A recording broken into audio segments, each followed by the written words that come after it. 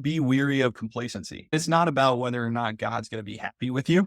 It's about what you're doing in your life to be your best version of yourself, whether that's in your faith walk, business, personal life, family life. So just be very weary of complacency. I think there's always something that we could be doing, always something that we could be striving for. Learn something new every day if you can. This is the Fit Investor Podcast, where we talk about how to live a more holistic life of being fit, not only financially, but physically and faithfully. We'll be joined by experts in all these areas to share their experiences and actionable and practical tips so that you can be a fit investor too. So now let's join our hosts, Kahla Delaney and Brenna Carls. Welcome to another episode of The Fit Investor. I'm your host, Kahla Delaney, and unfortunately our co-host, this is Brenna. She got snowed in the once a year East Tennessee snowstorm, so she's out of power and internet, so will not be joining us. But we have got our special guest, Brandon Kahla, who is here to discuss his journey, which he has pretty great stuff. Brandon grew up in a small town in South Texas where he enjoyed hunting and fishing and began his journey in understanding what hard work was and really meant. He attended Abilene Christian University, completing his undergraduate studies in psychology and a master's degree in organizational development. And after college, he actually began a career at Bell Helicopter for almost 7 years, launching multiple development programs and leading hundreds of leaders through leadership development programs. After having his first child, Brandon thought it would be a good idea to pursue his passion of running his own business, and he started Brandon Kahla Real Estate in November 2020. Since that time, he has ran a successful business while being more available for his wife, his almost 4-year-old daughter, Rosie, and friends and family. And Brandon is a child of God and strives to live out his faith daily while encouraging others towards the same goal. So with that, Mr. Brandon, welcome to The Fit Investor. Yes, thank you. Excited to be here. Absolutely, man. Absolutely. So excited to dig into your story. So why don't you just take us back to the beginning a little bit, give us a little bit of your history, and then let's dive into your faith journey, and then we'll dig into the other stuff. Yeah, absolutely. So growing up in Campo, Texas, a town of about 10,000 people, and actually I grew up on 125 acres out there in a smaller town called Louise, Texas.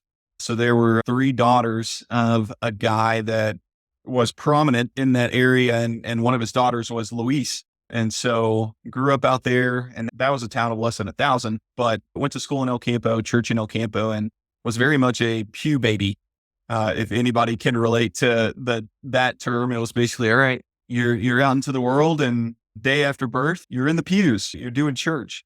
So grew up there and got baptized at a pretty early age. And it was one of those things where it's like, all right, you got baptized, you get to start being in leadership roles or being in roles where you're doing song leading and helping out with communion and saying opening or closing prayers. So it was very much Wednesday and Sunday type of thing. And I definitely was somewhat conflicted by that early on because it was more of almost like a works-based. At times, I definitely struggled with, all right, is this works-based, or what does the Bible, what does the scripture say about works versus faith? Mm-hmm. And faith without works is dead. But, the struggle of healthy works and more of the, if you're not working, are you dead in your faith? At an early age, that was pretty confusing to me, just figuring out what that really meant. And in a small town in South Texas, what friends I have and peer pressures and, all right, I want to be involved in church and I want to live that life and have the people pleasing struggle in my life. But then also, how do I do that in middle school and high school in a small town? So almost living 2 separate lives. But yeah, so that was the growing up in my faith early on, and then went to Abilene Christian University and still did that same thing, right? I sang on praise team for the university, was a tour guide for the university. So that was a blast, getting to show people around that were potentially thinking about going to ACU, potential students, as well as their parents or family, but then still trying to do the party scene and trying to be a real college student, right? I had a real struggle of potentially even attending ACU because I didn't want to go to a Christian university because Christians don't party type of thing. It was a real challenge, honestly, up until probably the last year and a half or so for myself. But backing up again to ACU. So went there for my undergrad in psychology. Didn't really know what I wanted to be when I grew up. So went more of the path of my mom in a sense where she was a school teacher, but I didn't want to be a school teacher because school teachers don't make money. So that's the mindset that I had was like, how do I potentially incorporate the school teacher route, but pursue more of a path where I can start my own business or start my own practice. Okay, psychology. So did the undergrad, but usually you got to get a master's or a doctorate to be a counselor, at least bare minimum, a master's. And so finished up my undergrad, went into the first semester of the master's program for counseling and psychology. And while I'm sitting in the classrooms, I'm looking around at who my potential colleagues are going to be. And it wasn't meshing for me. These were not the same people that maybe would be interested in even little stuff like maybe the same clothes or the same pursuits just in their career path in general. So I talked to one of the professors who was my mentor at the time, and he was like, yeah, I was actually pretty surprised you wanted to go this path for your career in the master's program. And he introduced me to organizational development, which was in the business school at ACU. So he was like, I think this would be more of your jam, more of what you'd be interested in because you get to incorporate psychology into business and go that route. So did that. But yeah, all the while, faith was a part of my life, but definitely not what was leading me on a daily basis. So I mentioned, up until the last year and a half or 15 months, one thing that I was struggling with, whether it was apparent to a lot of people from the partying standpoint or staying out late standpoint, internally, it was something that I struggled with, and that was abusing alcohol. So did that in high school, started drinking at 14, went through that in high school, like the barn parties or the pasture parties. And again, alluded to the living two different lives. So would sing on praise team for two services, the 8 a.m. and the 9:30 or 10 a.m. But I was out until 1 or 1:30 the night before, or having a house party the night before. And it got to, I think I was 32 or so, married, had a kid, and was just at the breaking point of trying to have my cake and eat it too. Trying to live this life of, I can still be young, I can still be party, I can work hard, play hard, and try to be a faithful follower of Christ. And that's just not doable for anybody that is trying to do it or has tried to do it in the past. You can't do it. You can't have that life of trying to pursue worldly pleasures while also truly being faithful in your walk with God. And one thing that I've been going through recently, it's called Experiencing God. It's a book, but they also have a workbook and they have some videos on it. And it's challenged me to really think about, how do I fit into God's will? Right? Because if we really dive into the stories in scripture, it's not about other people's will. It's about how God invites those people into his will, right? If we think about Moses, Noah, Abraham, a lot of the Old Testament type stuff, the 12 disciples, right? Jesus and God in the Old Testament, but Jesus in the New Testament, he invites them into his will, the work that he's doing. Right. So this workbook has really challenged me in shifting my mindset of, God, what's your will for me? Or God, what should you have me do? Rather than, hey, like, how do I fit into his will? What are the things that I'm doing today or things that I need to stop and start doing to fit into his will, rather than what's your plan for me? Like the focus on myself. So yeah, I kind of gone up and down in my faith. I think I'm probably in the best place that I've been. So I guess what I would say for people that grew up in the church and maybe they have their parents' faith or they have their parents' beliefs, I don't want to necessarily challenge people to move away from that completely, but do your own digging, right? Find a faith, not necessarily that works for you. Go to the word, go to the Bible, but understand what it truly means rather than just go off of, I'm Church of Christ, so I have to stick with Church of Christ for the rest of my life or God's going to punish me type of stuff. My wife and I, we were members at Watermark in Dallas for a few years, and now we're not members of a church. We're trying to really figure out what the next move is for us, but I'm still attending Bible studies. So I talked about my challenge with alcohol. I attend AA. I have a sponsor. And even though AA is not truly faith-based, it talks more about a higher power, right? I'm a part of a recovery Bible study with other members that are in AA of the Frisco group there. And I'm a part of the steering committee for that. Yeah, I think in a way, maybe my faith is a little less structured than what it had been in the past. But in other senses, it's even more structured because I'm actually pursuing it. I'm actually wanting to grow my faith. I want to better understand God and his word, what that means for what I should be doing in my life, whether it's with my family, whether it's for my business, whether it's even taking care of myself mentally, physically, spiritually. I think we'll talk about that a little bit from the holistic fit investor standpoint. Yeah. Like, how are you taking care of your body? That was a big shift that I had to make even within the last 15 months. So yeah, I'll stop there and see where you want to go. Yeah, no, that's great. And a lot to unpack. And I appreciate you being open about everything. So I wanted to, a lot of good stuff I want to dig into, but I wanted to take it back to, I guess, you had mentioned, of course, you grew up in a Christian household, but you saw it. You had that confusion, as you said, of works-based faith. And shoot, I think that's something that adults are confused with. I Yeah. mean, it is a confusing thing. So what can you think of things that perhaps worked or didn't work in encouraging your faith as you were growing up in the church?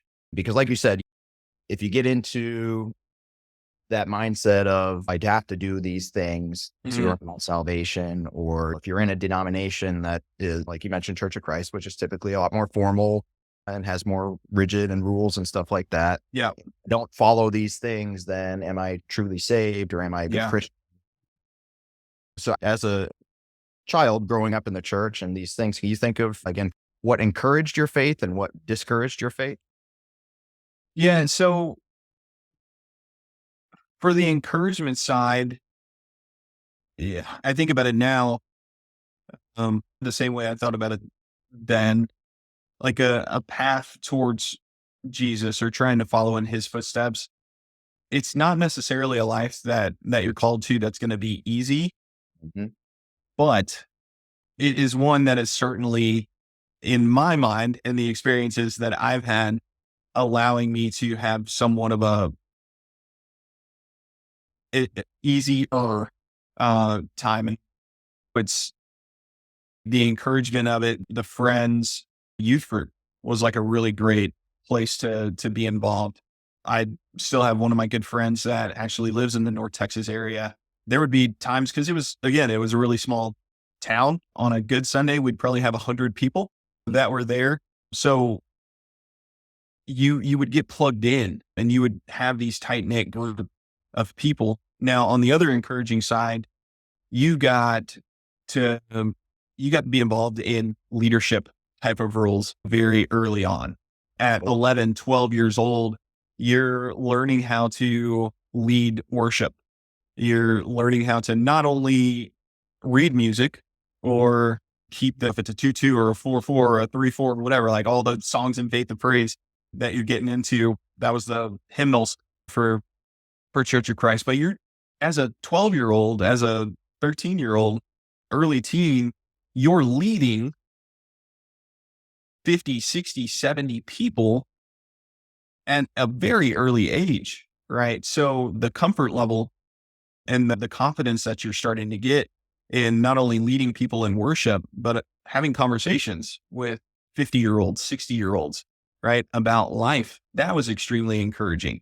Another part of that was getting to see, and this is something that I've been able to realize more so in my older age, but getting to see that people that live out their faith, they can have the same successes if not greater successes than people that are work hard, play hard.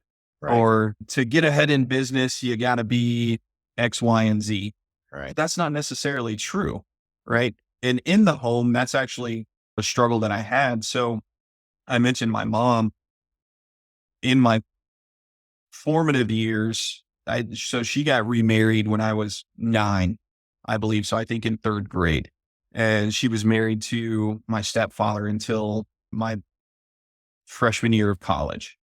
They separated during the winter break of my freshman year of college. So they were together for 10 years or so. I guess dated a little more before that, but he was more of the work hard, play hard.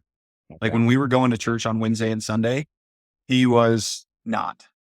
He was getting on the tractor and working the field. He owned a construction company and was very successful, right? He was the epitome of, I'm going to have my worldly success and we're going to be successful in business. But that also meant that there were a lot of strains. There were a lot of constraints within our household.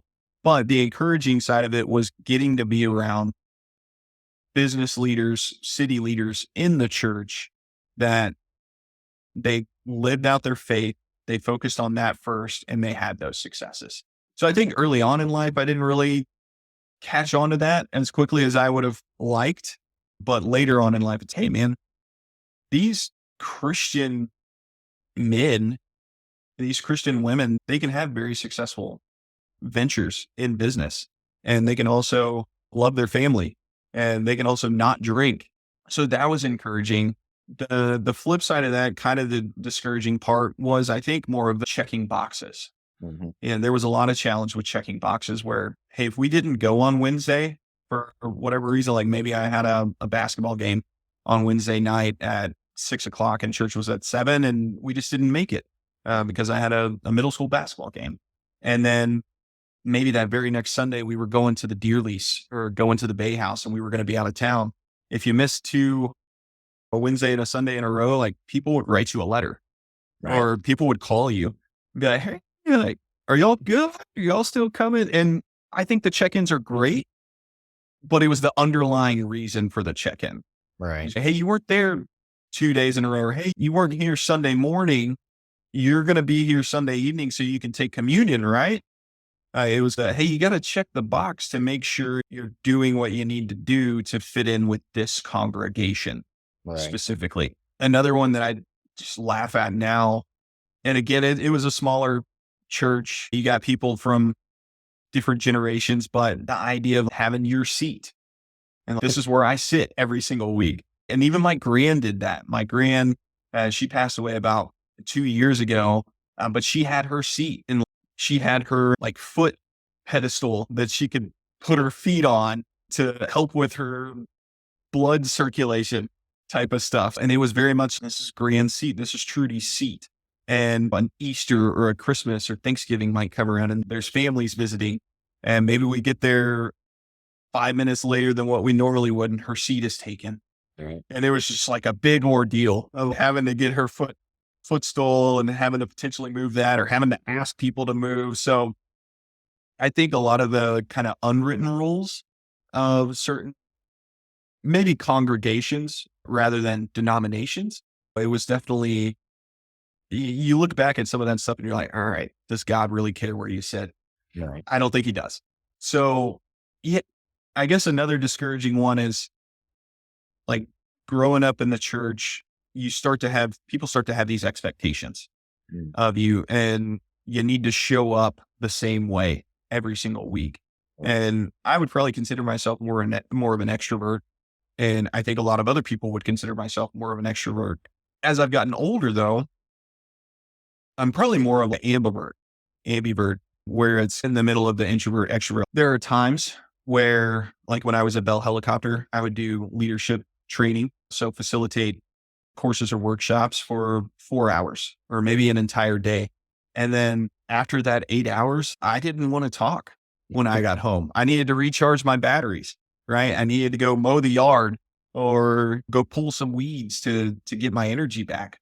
And that took a while for me to understand myself, but it was a real challenge with others. Like maybe I was at an event Saturday night, not an event where I'm partying or anything like that, but maybe I was at an event Saturday night, and then Sunday, there's the expectation that when I get to church, I'm doing the children's ministry and I'm leading the songs for the kids. And I remember some of the first time that I said, "Hey, if there's somebody else that I can lead the children's songs today, that would be great. I'll still go and I'll still support in the audience or with the kids and hang out with them. But it'd be great if somebody else led that." And it rubbed a lot of parents the wrong way, because it was almost this expectation of, no, that's how you're serving, right? That's how you check your box for our church. And that definitely caught me off guard. So it was like, hey, can I just be here and still go through the worship? Or maybe I don't want to go to children's ministry this time because I actually do want to listen to the sermon. Like maybe that's where I'm going to get fed more this week rather than feeling like I'm required to be in a leadership role serving others in order to feel like I belong. So yeah, those are the things that I think of. Yeah. And yeah, I mean, I don't think any of those are necessarily super unique to even any specific congregation or For sure. denomination. I think a lot of that crosses over. But I think especially in smaller churches, those kind of things become evident a lot more. I had attended a Church of Christ for several years, a few years back, and yeah, very small church. Yeah. And similar things, like I said, the Church of Christ was just a different structured a different way in terms of their worship. And like now, and I liked it at the time, but I haven't been out of it for a while. I go to a contemporary non-denominational church now, but I do miss a lot of the things from Church of Christ. Like, at least in this congregation where I was at, like the pastor was, man, this guy had some knowledge of the Bible. Yeah. He's fired up. Oh, his preachings were like pure scripture, and it was like wonderful. And I enjoyed singing the hymns. That's how a cappella there. Yeah. Acapella is amazing. So the ability to learn music, read music, have 4-part harmony and all that, man, take me back to that sometimes. It's awesome. Yeah. That was how I learned at least the basics of reading music, was just trying to follow along and with the hymn book and try to catch what those symbols mean. Exactly. So yeah, actually I still don't understand why instruments aren't allowed, but I don't know. Yeah, that's just one of those. This is how we interpret this verse, and so we're not going to do it. I'm like, all right. But yeah, so I enjoyed a lot of those things. But I can certainly see, especially for a child, like that probably is one of the more challenging denominations to really grow up in, just because it is a little more dry. It is. Yeah, and it was, I think, more of the verbiage and mindset around maybe friends that don't go to Church of Christ. Right. Yeah. And you're like, you're a Baptist. Oh, you're Catholic. Okay. Yeah. You can still have friends in different denominations or different beliefs. So yeah, it was confusing for sure. Yeah. But yeah, I think about this a lot because I'm involved in the youth group at our church, primarily with the high school students. And I've been impressed with how well they engage during the youth groups. But just listening to your conversation here, it's starting to make me think of the whole double life thing too, because everybody goes through, myself included. I think everybody does have that bit of the church face that they put on. They step in, and then when you get back in your car or you get back home, you might not be the same person. So I think everybody does struggle with that. And especially in those teen years, those are some of the most formative years. And that's where, like you said, being involved though in a youth group or surrounding yourself with friends who are of the faith is so critical, because in those years with all the peer pressure, you're going to be pushed to follow whoever you hang out with. Right. So if you hang out with the wrong crowd, you're probably going to start doing some wrong things. Right. If you hang out with the right crowd, you're probably going to start doing some right things. But it's a very difficult thing, right? Because especially now in today's society, Christianity is pushed further and further out to the fringes, and people want to fit in and don't want to be looked at differently or made fun of or asked difficult questions or this or that, the other thing. And so we push that off to the side. That's this part of my life, and this is my compartmentalize. right. That's how I used to think of it, as I was compartmentalizing it. I'm going to be who I need to be in this situation. And then I'll shut that off and then be who I need to be in these other situations. All right. And I think probably even as men, I think we're probably more subject to that as well, just because I think our minds work a little bit more so in that compartmental capacity, able to separate situations and address them as we need to, easier than women. So I think we fall subject to that, where we can compartmentalize our Christian life, our business life, our family life, our friend life, whatever, into all these different things. And just as I was saying that, it reminded me of a funny clip from Seinfeld. I'm sure you're familiar with the sitcom Seinfeld. Yeah. Where George was engaged, and then he kept that part of his life separate. He didn't want his fiance interacting with his friends, Jerry and all them. And then Elaine invited his fiance to go to the movies with her. And George found this out, and he's like, the worlds are colliding. Yeah. If this happens, this George no longer exists. So true. Yeah. So true. I do that now a little bit, and I'm trying to be better about it, where I involve my wife in like the friendships I have at the gym. Right. When we moved up to Frisco last December, I joined a gym up here, and I'm starting to get some buddies, and their wives work out at the gym with them, or their kids work out at the gym. So like I'm inviting Rosie, our now 4-year-old daughter, to the gym with me, and she gets to hang out and do sprints afterwards. But it's also, when I talk about these people, and we're like, oh, hey, so I was like, oh, that's my gym buddy, right? Man, it'd be great for you to meet his wife. I'm trying to mesh those worlds together a little bit more, because I think for me, and probably men in general, to your point, it's so easy for us to compartmentalize. It's like, oh, that's my own thing.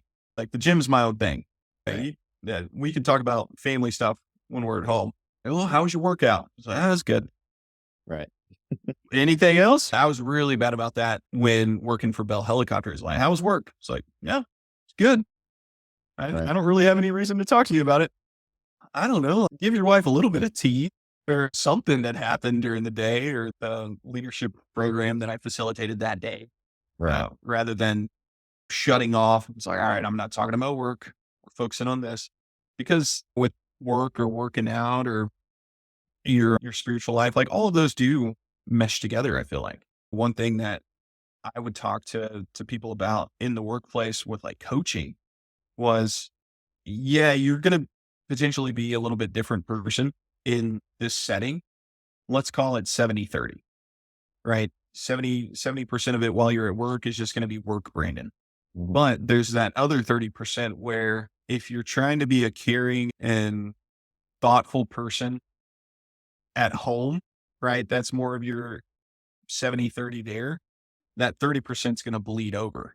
Mhm. Or what is that percentage of, if you're more of an authoritarian at work because you're in a leadership role and that's how you feel like you need to perform to have your team be successful, that's going to bleed over into how you parent or how you have conversations with your spouse.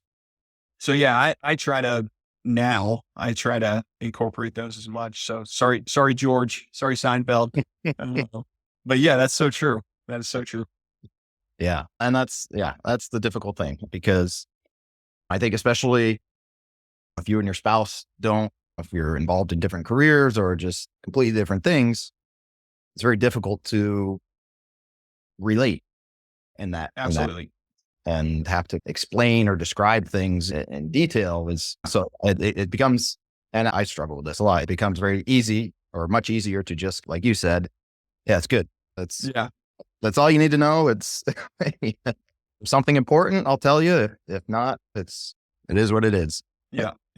Whole thing. My wife's a chiropractor, and Okay. she going through a doctorate program to be board certified and licensed and all that good stuff. I would sometimes help her study while she was going through the boards. And now being 5-6 years removed from that and having her own practice for the last 3 years, she wants to incorporate a lot of the holistic lifestyle changes into our home too. Yeah. And it might have been stuff as simple as deodorant, right? What kind of deodorant are we Yeah. using, or what kind of laundry detergent are we using? And early in marriage, it's like, I just married a crazy lady, right? But you start to ask the right questions. You start to actually be interested in understanding the why or understanding the science behind stuff. Mhm. And it's now, man, I want to wear the blue light blocking glasses so I can sleep better at night. Or I want a mouth tape because I want the blood oxygen level to be high going to my brain rather than being a mouth breather. It's stuff like that where it's, I just let her live her life and do her own thing. And I'm still going to do my thing. Like, Right. that's not as fun. That's not as fulfilling than to, hey, I don't understand this, but I'm trying to show support and love for my wife. Let me just ask some questions. Let me try those things and learn the science or the research behind it. And Yeah. then we can have more fulfilling conversations. I think there's some words of wisdom in that right there. And I guess it boils down to making the effort to try to understand the other person's, whatever it is, interests or career or whatever it may be, Yeah. so they can relate. Right. Which again, I think that's probably one of the biggest things or struggles that people have in marriage, right? And Yeah. communication, those communication things. So I think that's great words of wisdom right there. So why don't we lean into your business experience? I know you said you Sure. started off with Bell Helicopter, which sounds like a cool job. Actually, It's cool. my grandfather, way back in the day, worked for Bell Helicopter as an engineer. Nice. Okay. Helicopters, yeah. So this is A lot of back. engineers. I was not the engineer track, All but right. we definitely need a lot of good engineers to make Bell Helicopter what it is. That's for sure. Yeah. So you work for Bell Helicopter, doing leadership programs. Is that right? Yeah. So I started there back in the summer of 2014. Okay. Doing an internship. So I was finishing up my master's program in organizational development, working for ACU while getting that master's. And I worked in the career center as a career advisor. So Mhm. I was helping other students find internships and do resume prep and interview prep to get them internships or full-time jobs. And while doing that, I saw an advertisement for a internship at Bell Helicopter myself. And I was like, wow, that'd be pretty cool. Like, how many people do I know that work for a helicopter manufacturing company? So just applied for it myself because I was getting ready to finish my master's. It was like, all right, I know my girlfriend at the time, now wife, she's going to chiropractic school, and that's going to be in Dallas. I had no interest in doing a long distance relationship. I wanted to be wherever she was at. I just knew that would work best for us. And so applied, did a couple phone interviews, got the internship for that summer, did that in the human resources department, received an offer for a full-time position, and started in a leadership development type of rotational program that they had there within human resources. So did like employee relations, HR business partner role, training and development, which was more of the leadership development, and morphed into that after a couple of years. So did some rotations there, and then, yeah, got into the training world. And while doing that, I think I was in that role maybe for 3 or 4 years. So I launched a sales development program for entry level employees to basically teach them how to sell multi-million dollar helicopters. So some Step Brothers Catalina wine mixer stuff. Like all my friends from college are like, oh, Catalina wine mixer. Like, all right, there we go. So did that, had two programs where we had, I think, 6 to 7 folks in each of the cohorts from countries all over the world. So we have regional, I say we, Bell has regional offices globally. So we had folks from Singapore, China, Canada, Czech Republic, I think Argentina, Brazil. So we had folks from all over that would come to our global headquarters in Fort Worth and go through this 40-week training program that I helped launch. So it was really building relationships with these different departments that make up the start and the finish of the helicopter sales cycle. Because it's not just selling a helicopter, right? It's going through working with supply chain. It's working with delivery. It's working with finance.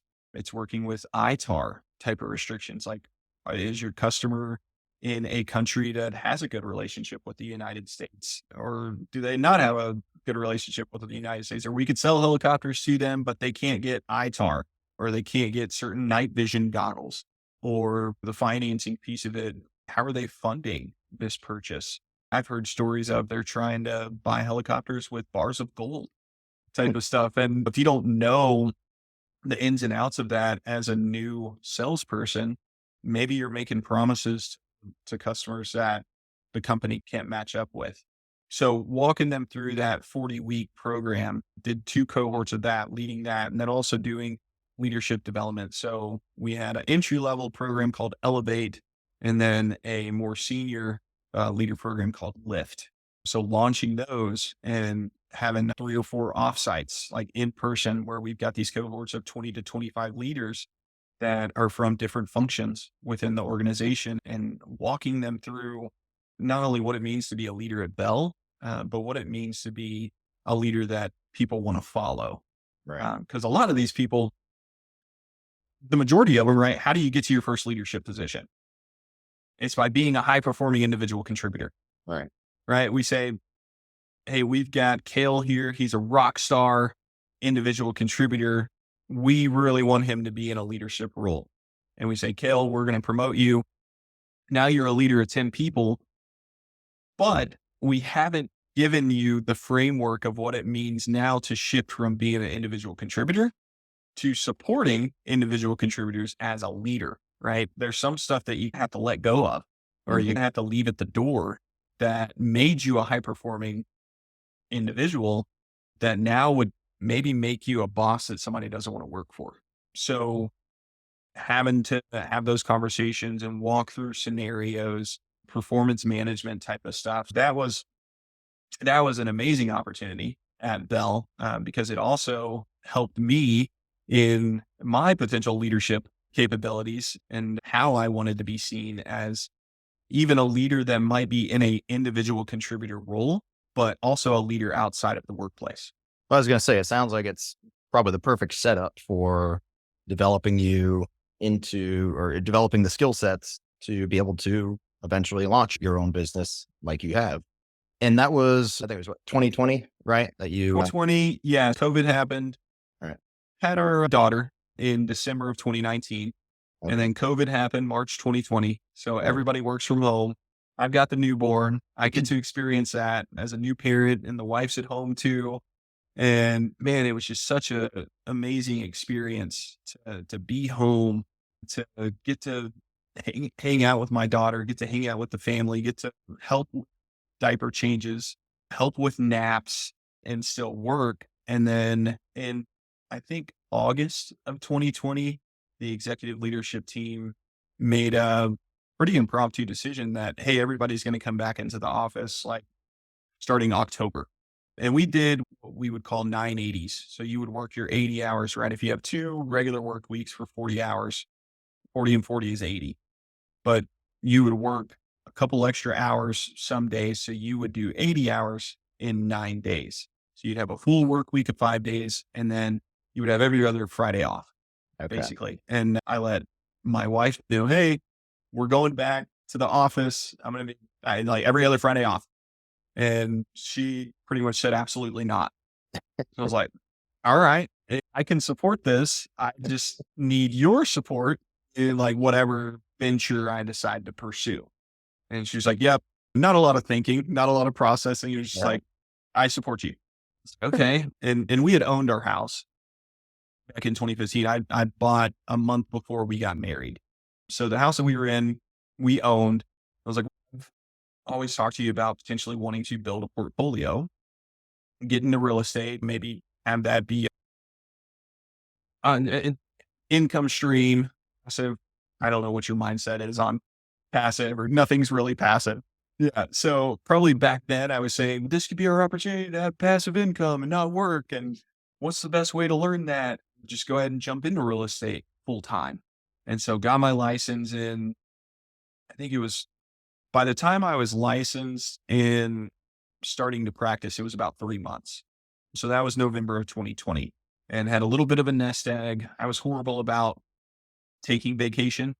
So I had a lot of vacation saved up. And when you leave the company on good standings or in good terms, you get that cash out.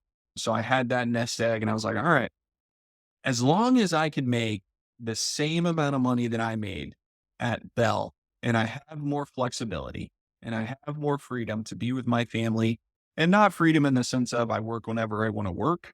I think that's something that needs to be brought up when I talk to people about real estate. And maybe when you have your investment properties, there's the idea of freedom. And then there's the idea of just work whenever. That's not what I was talking about. It's more of I got that flexibility. I can go to the park with my daughter at 2 p.m. because I was able to work from 6 to 1, or I was able to meet with those 3 or 4 clients that I needed to meet with, or make those cold calls in the morning that I needed to do. So that kind of flexibility is, and I just told myself, if I could at least make the same amount that I made at Bell in this first year, then it's worth it. And I did that. I was able to do that in my first year. I've grown my business every single year. That was just through sales, real estate? So what I've primarily done through the first 3 years is working with buyers and sellers at Brandon Kahla Real Estate. So primarily single family residential type of stuff. This past year, I've started to get into more of remodeling project management. So I'm currently managing 3. Well, we just finished 1 and we've got 2 where I'm partnering with an investor that will purchase the property. So I help out on the real estate side as the realtor, manage the project, the rehab, and then we'll either hold it as a rental or flip it and do it all over again. Okay. And then I still have the 1 house in Grand Prairie as a rental investment property. Okay. Yeah. I think COVID had, on the positive side, COVID had so many similar stories to yours and to mine as well. And giving people that push to try something new, try the entrepreneurial lifestyle. And very similar to you, it coincided with the birth of our youngest, which yours was December 2019. Ours was October 2019. Oh, there you go. Okay. It was the same thing. That was really my why for wanting to get started is, you said, being able to spend more time with him, see him grow up, not be gone from sun up to sundown. Yeah. And then you're back for bedtime and that's about it.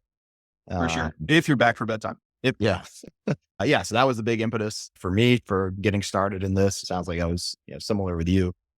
And thankfully, I guess you picked a good time for getting into the real estate sales, right? The COVID spike, COVID spike, man. In the last 3 years, I feel like when I talk to people that have been in the industry for 20, 25 years, it's funny talking to them in 2020. They're like, man, if you could survive 2020, you could survive anything. And then 2021 hits and they're like, well, if you could survive 2021, 2022 hit and rates doubled, right? If you could survive this, I'm like, all right, let's just chill out with it if you can survive. I don't know if it's about that. It's more about your wherewithal and your attitude about how to get stuff done, or your attitude about how to shift, right? Like maybe something worked really well in 2020 that doesn't work now in 2024. Right. And if I'm still only focusing on what I did in 2020, it might not work out the same way. Yeah. And that's a very important concept. Yeah. It's being able to pivot and be flexible in your investing profile or your business profile, your business model, et cetera. Yeah. Different times call for different things. It does. And even if you're thinking about not only real estate, but maybe oil and gas. Yeah. So like 2020 election happens, Keystone Pipeline gets shut off. Maybe that was actually a really good time to invest in oil and gas because the cost per barrel goes through the roof.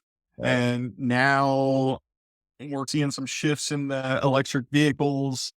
Depending on what happens in the next election, is oil and gas going to still be at the same amount per barrel, right? If you're just now starting to get into oil and gas investment, is it a right time versus a good time to do it in 2020? That's just an extra added layer of don't always do the same thing because it might not always work out the exact same.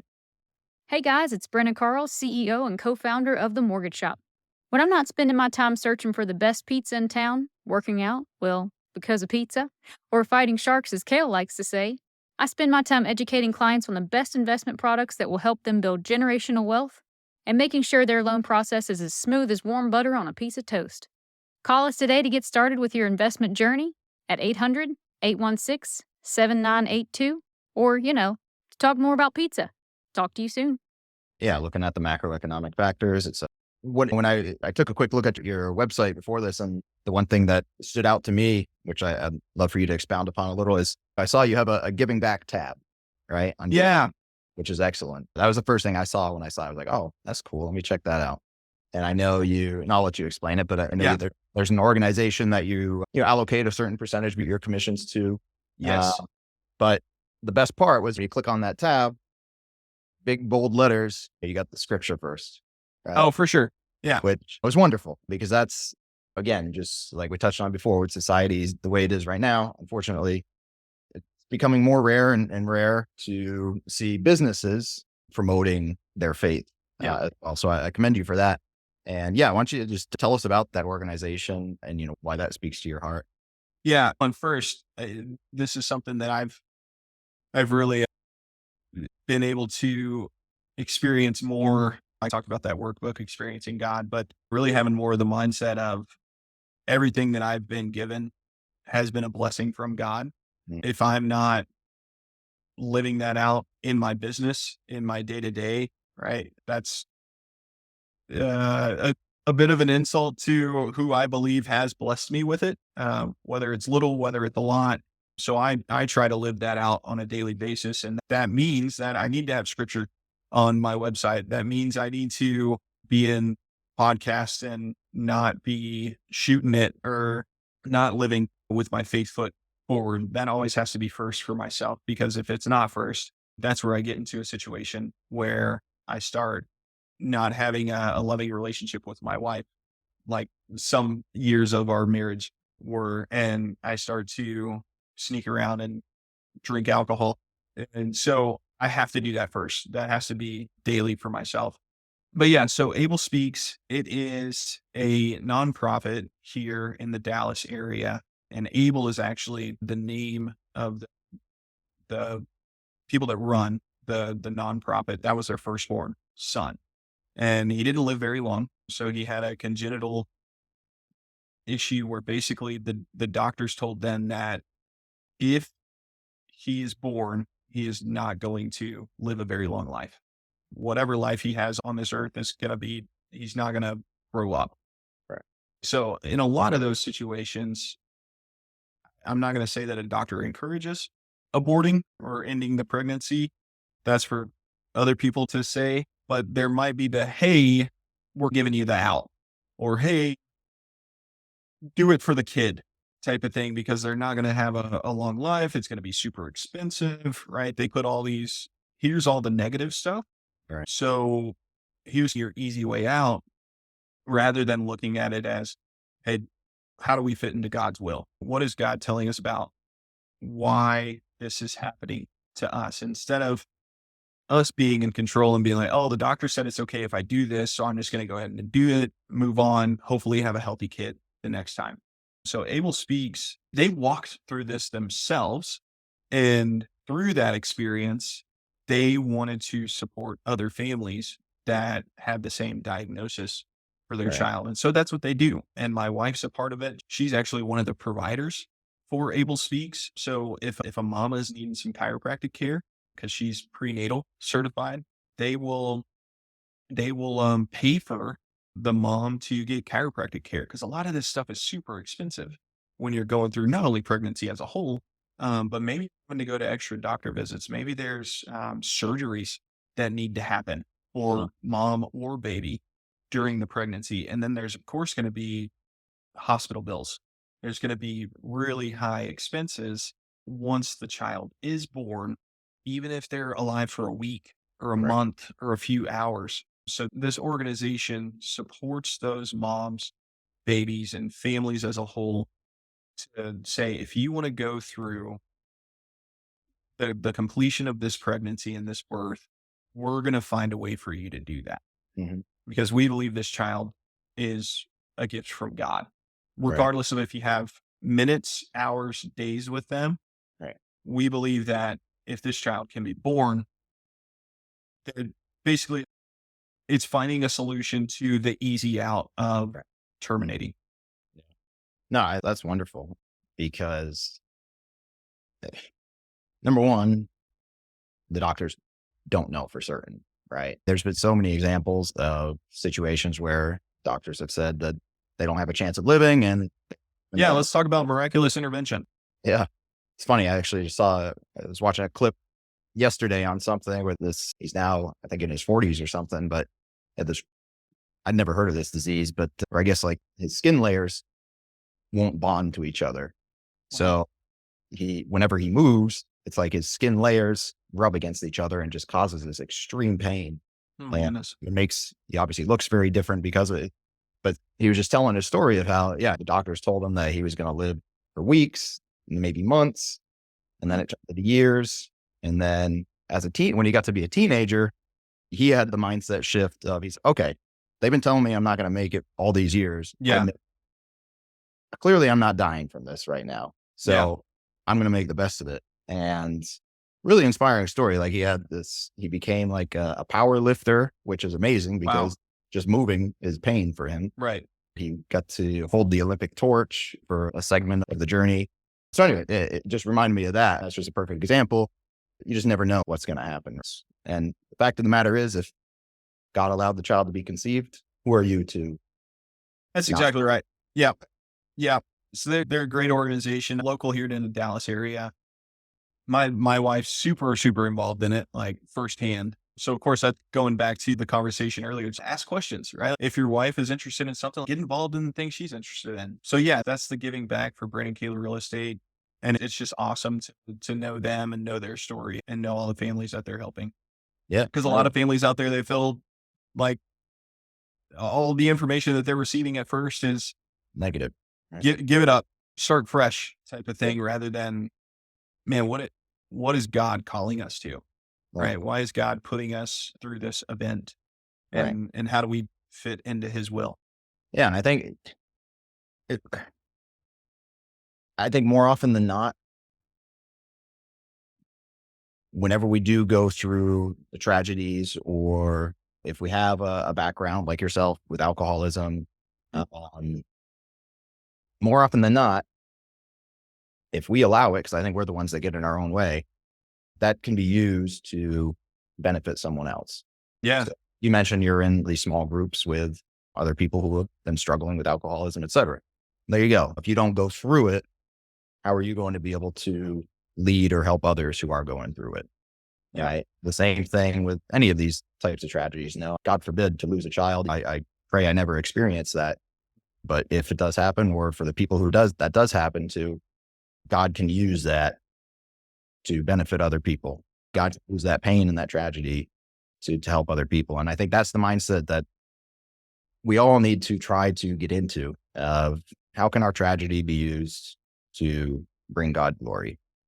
At the end of the day, that's really what it's about. And like you mentioned before, instead of trying to fit God into our will, we need to be trying to understand how we fit into his will. And we get tripped up far too much. Yeah. And that requires big shifts on our part.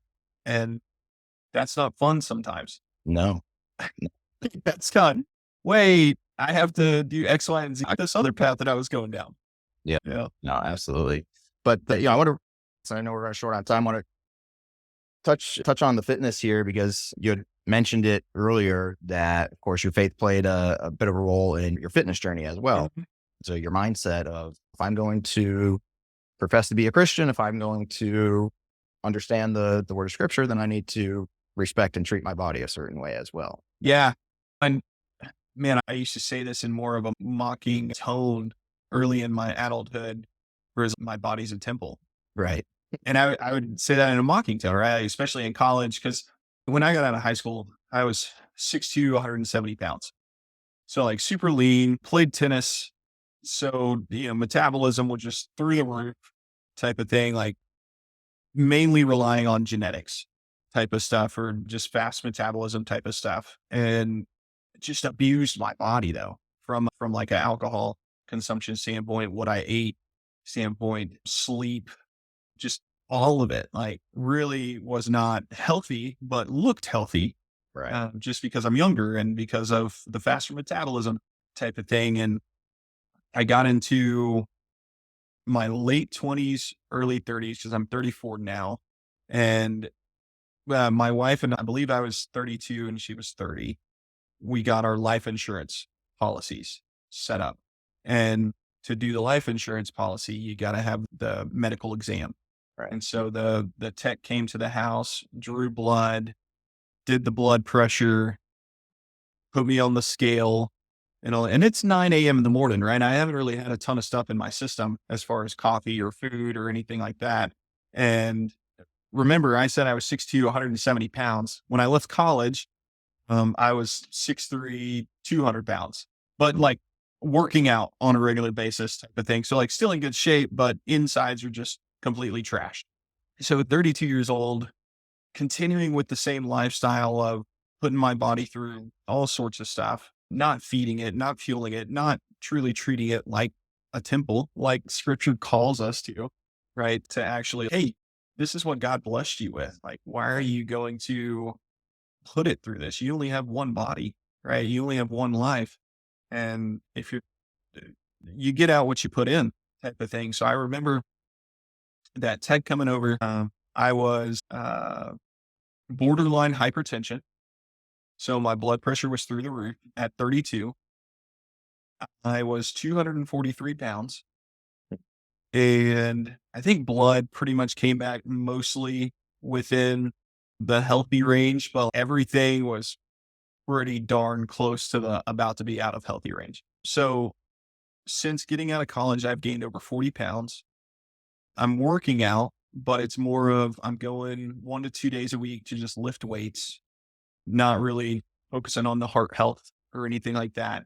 Definitely not focusing on cardio, not focusing on eating right, or maybe I was eating right in the home because we do more whole foods, organic, whether that's grass fed or whether that's even the eggs or the vegetables, fruit that we eat. We even drink raw milk now, eating like that at home, but then also going to Whataburger or going to pick your spot to eat some unhealthy. Whataburger's just big for us here in Texas. So I think you are maybe getting some of those in Florida now. Yeah, they got them in the kind of panhandle area of Florida now. They're starting to branch out, but the equivalent of Five Guys. Oh, okay. Or Yeah. something just super greasy, super unhealthy, sodium through the roof, and living that double life again that I was talking about earlier. And I had to take a look in the mirror and it's like, dude, you joke about you're in shape and 240 doesn't look bad on a 6'3" guy. But it was just the fact that even like the borderline hypertension, it's like you're 32 years old and you're definitely on a path to, you're going to be 60 and out.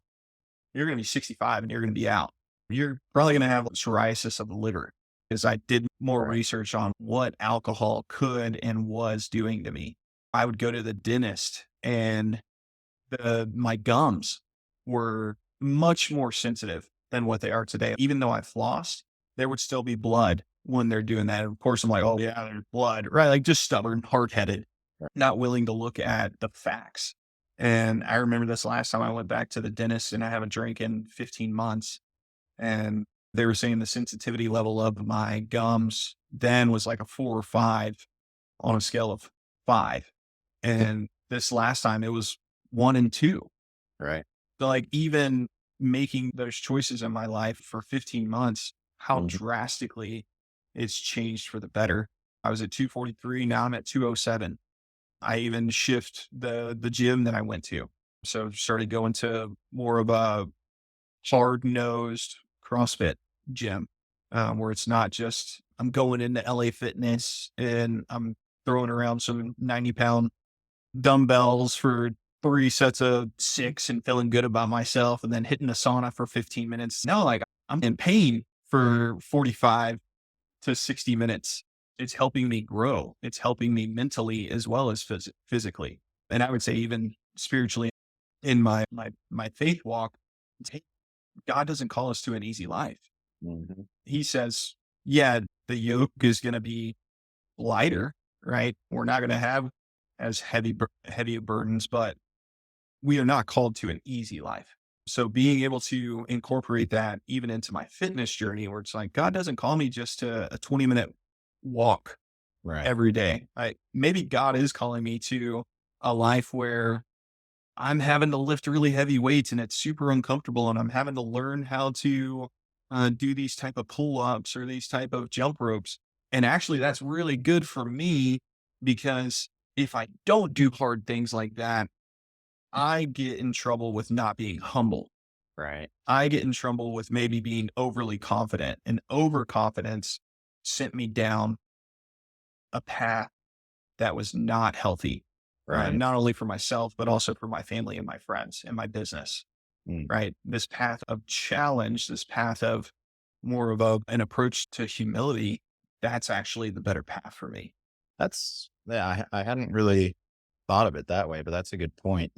And I get to be around guys that are way stronger and more fit than me. Like the gym that I was at before that, I was like, oh, I'm like the strongest or second strongest guy in here every day. You feel good about yourself, but then you're 243 and you're like borderline hypertension. So that it just didn't add up. Yeah, the ego thing is certainly a challenge when it comes to the gym and working out. Yeah. But yeah, I think it all boils down to not only with what you're just talking about in the fitness, but throughout everything you've discussed and your business and your faith and everything, is making the intentional choices to be the person that you want to be. If that's, like you had said, putting your faith foot forward and everything you do. So making sure that in your business aspects of your life, that you are being outspoken in your faith and that you are living that out. Yeah. And that you, in your fitness portion of your life, that you are same thing, that you are doing the things that you should be doing according to how the scripture tells us to take care of our bodies. If we don't take care of our bodies, then we may fall into situations where we can't serve the Lord the way it's meant to serve the Lord. So it all comes down to, again, intentional choices. And like you said, doing hard things. And even just this morning at the gym for me, like, funny enough, I am one of the LA Fitness guys, though, that does my work,out and then hits the sauna. Yeah. Hey, and it's good. It's good. Yeah, Are I you love it. pushing yourself though, right? Well, You're probably pushing that's yourself. that's the thing. For the past, I consider my easy workouts still relatively challenging for most Yeah. people. For the past several years, I've been on I called it like a maintenance program. Okay. It's just still lifting and pushing myself, but not with any like real goals or Yeah. I just want to keep where I'm at. Yeah. Right? There's a season for that, for sure. And so recently I was like, you know what? It's time to switch things up. Finally, it's been too long of this. Let's really push myself. And so I started doing heavier on some of the exercises that I'd been going lighter on, and starting to do multiple muscle groups in a day. There you So go. it's just one muscle group. And it's like this morning, it was the first time doing like back and another muscle group. So I was doing back, biceps, and going heavy on deadlifts again. And I forgot how exhausting doing heavy deadlifts are. Yeah. And so I did my back portion of the workout, and I was like, man, like, I got to take a little break here before I jump into the biceps. Like, For sure. I am wiped. So I took 10 minutes on the Stairmaster and just, There you go. Yeah. Get the blood flowing a little bit. Yeah. and then got back out, jumped into the biceps and took care of it. But I was like, man, like, this was not Yeah. a lot harder than I We- expected it to be here. Yeah. In this gym that I'm going to now, they have a powerlifting meet every year. So they've done it for the last 3 or 4 years, and it's by weight burn. Yeah. And you get to see where you were the year before. And they just do three lifts. It's bench, squat, and deadlift.